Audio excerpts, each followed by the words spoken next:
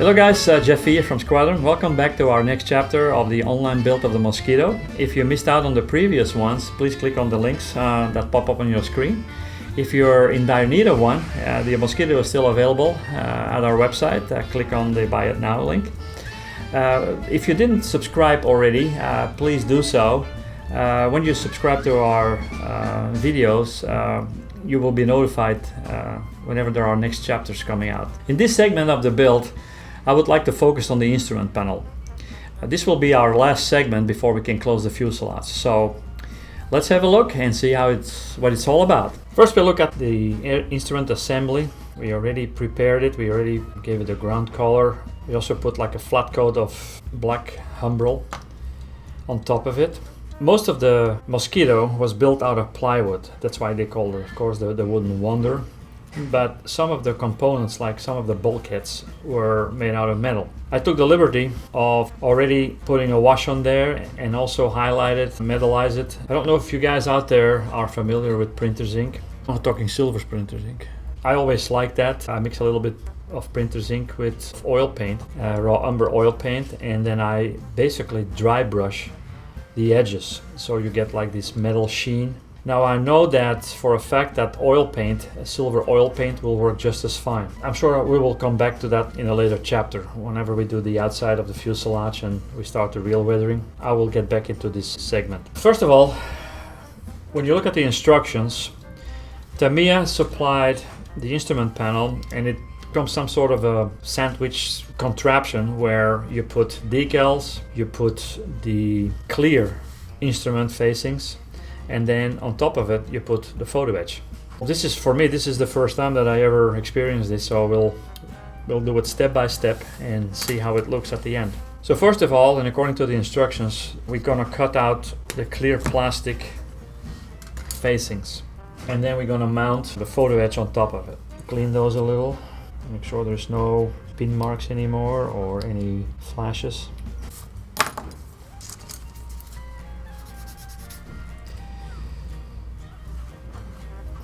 So I squirted a little bit of super glue onto the back of a cup here, and I'm going to try to be as careful as possible and not to damage or compromise the facings, the clear facings of the plastic.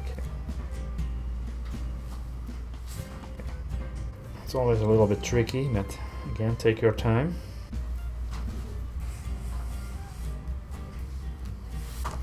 Just gluing the photo edge onto the plastic clear part. Just be extra careful again that you don't compromise the actual facings on there. Try to stay out of its way, but it can be a little bit tricky.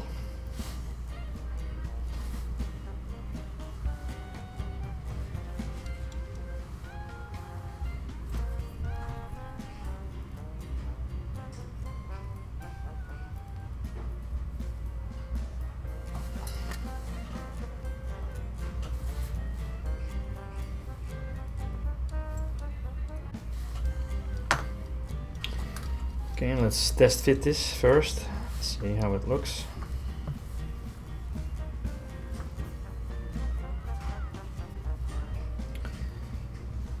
As you can see, it's almost a perfect fit.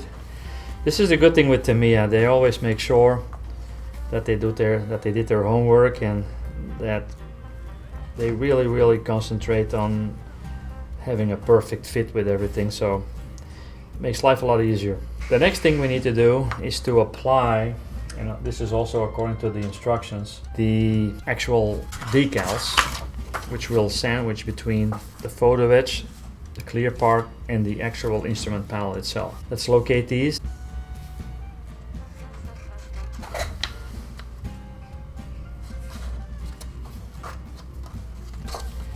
Let's start with the smallest one of the two.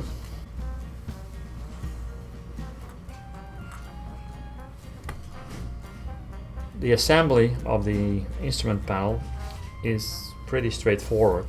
Also be aware that your instrument panel, as like the seats, are the eye catchers of the cockpit. It won't hurt to spend a little bit of more time to it.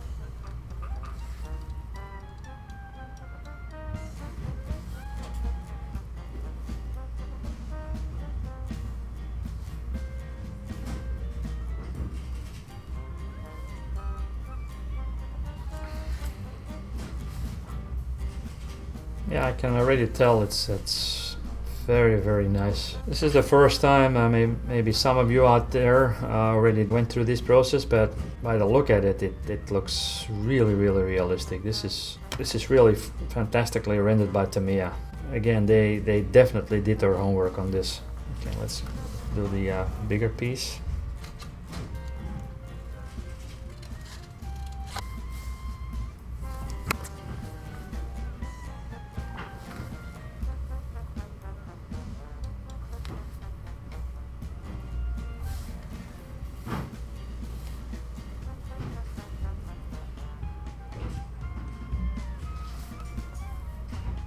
Just make sure that everything is lined up properly, so try to avoid sliding the decal back and forth as much as you can, because they're pretty fragile. Now when you look at the instrument panel, when you look at the photo etch part with the clear part, you will see that you have a transparent ridge. Make sure you paint that black before you mount it, or you can even do it after you mount it, but make sure you don't forget that. Like you can see here, we got like the transparency coming through of the clear part, so you have to make sure you put a coat of flat paint on there so it blends in with the rest of the instrument panel. It's very important that you don't forget that. Okay, let's glue the 2 parts better in place.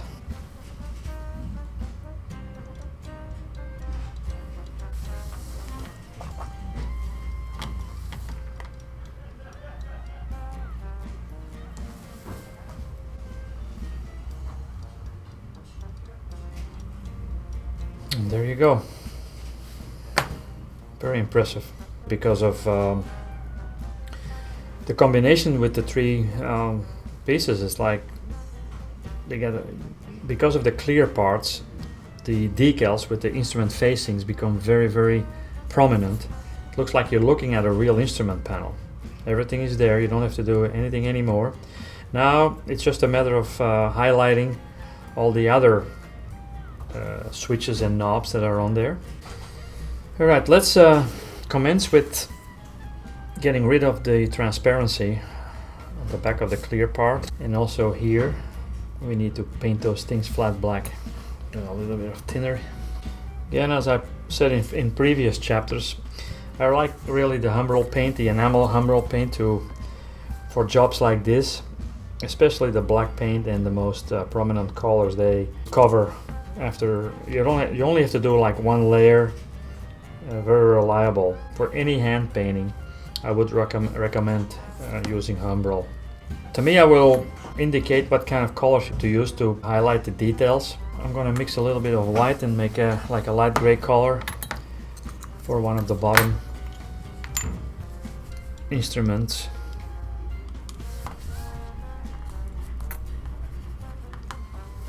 Like we have to paint this area here light gray per their instructions.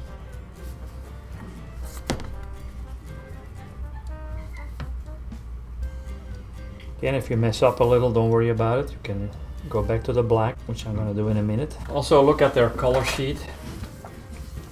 As I mentioned in one of the previous chapters, they included a really nice color sheet, so you will see a lot of details, like a couple of red knobs and some yellow in there. Honestly, there is not much detail as far as detail painting going on. It's pretty straightforward. It's like black with their, and then of course they supplied those the instrument facings in the decals, and once they're in place, it basically doesn't need any other highlights.